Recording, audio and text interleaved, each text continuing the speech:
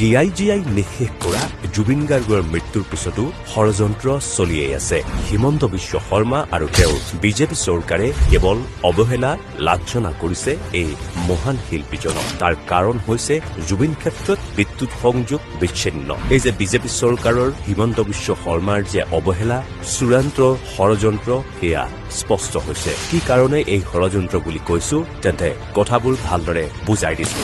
জুবিনক লৈ ষড়যন্ত্ৰ এক, ময়ে জুবিনক ন্যায় দিম, জুবিনক ন্যায় যদি নিদিও তেন্তে ভোট নিদিব।